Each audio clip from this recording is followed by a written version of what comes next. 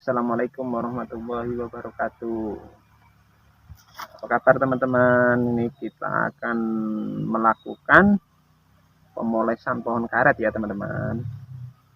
Caranya dikupas dulu ya teman-teman ini. Kalau bisa, kalau nggak bisa ya langsung dipoles.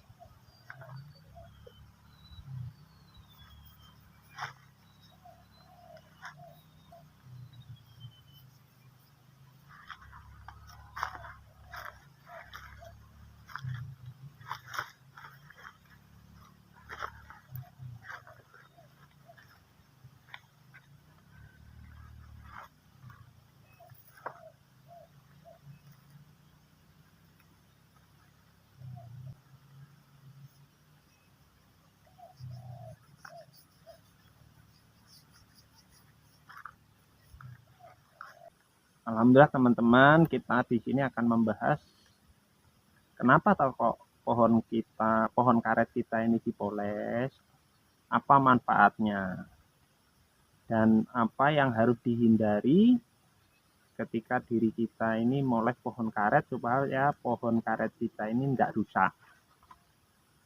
Yang pertama kita bahas dulu ya teman-teman, apa manfaatnya kita moles.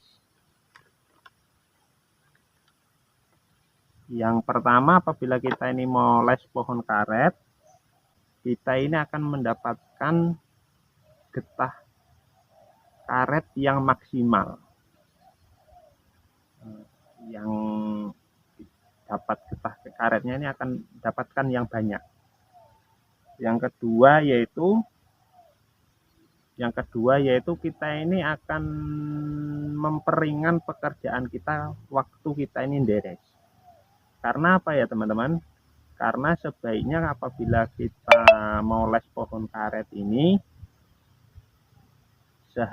sebaiknya dilakukan penorehan jangan setiap hari, yaitu 2 hari sekali.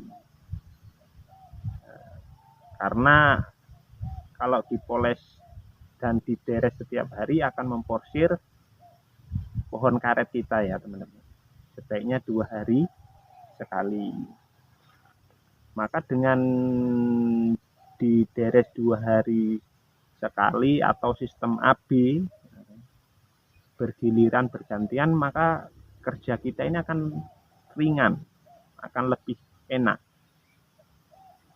Yang ketiga, manfaat yang ketiga ya teman-teman, yaitu pohon karet kita yang dipoles ini kulitnya semakin empuk. Waktu ditoreh ini empuk, beda dengan yang tidak dipoles. Kulitnya ini akan terasa keras. Yang manfaat yang keempat yaitu kulit yang dipoles ini akan semakin tebal, berbeda dengan pohon karet yang tidak dipoles. Maka bagi pemilik pohon karet yang kulitnya tipis, saya sarankan untuk dipoles supaya pohon karetnya ini kulitnya ini semakin tebal. Manfaat yang kelima yaitu getah karet akan menetes lebih lama, sehingga kita akan mendapatkan getah karet yang maksimal. Dan apa yang harus kita hindari teman-teman ketika waktu kita ini memoles pohon karet kita ini? Yang pertama, untuk daerah yang sering hujan ya teman-teman, hindari memoles pohon karet. Karena apa? Kerja daripada poles karet ini memperlama tetesan daripada deresan getah karet kita ini. Maka apabila kita poles, sedangkan daerah kita ini sering hujan, maka tetesan belum selesai sudah kena hujan. Dan apabila ini keseringan akan menyebabkan kerusakan pada pohon karet kita. Jadi yang merusak daripada pohon karet kita, getah karet kita yang menyebabkan mati getah ini bukan polesan ya teman-teman, tapi air hujan. Belum selesai netes pohon karetnya, ternyata tiba hujan. Kan ada ya teman-teman daerah yang sering hujan ya. Hujan bukan seminggu sekali, seminggu 2 hari, seminggu 3 kali teman-teman. Tapi ada yang hampir setiap hari, bahkan yang 2 kali dalam sehari. Ada kan yang teman-teman daerah seperti itu. Maka untuk pohon karet yang di daerah sering hujan jangan dipoles, akan menjadikan pohon karet kita ini rusak. Nomor 2 ya teman-teman yang harus kita hindari, yaitu apabila kita ini moles pohon karet, hindari untuk menderes setiap hari, karena ini akan memporsir daripada pohon karet kita, sehingga pohon kita ini semakin rusak.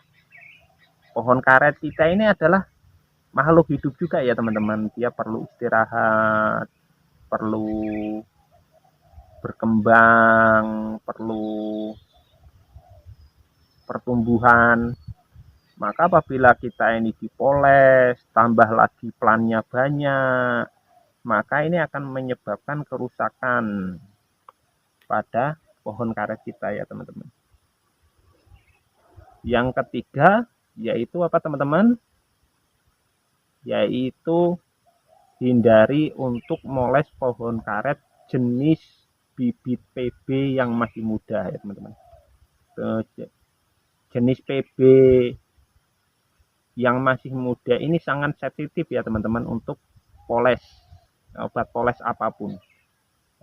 Dia memang rentan untuk mati getah. Maka hindari untuk moles pohon karet jenis PB, apalagi yang masih muda, masih berumur 10 tahun ke bawah ya teman-teman.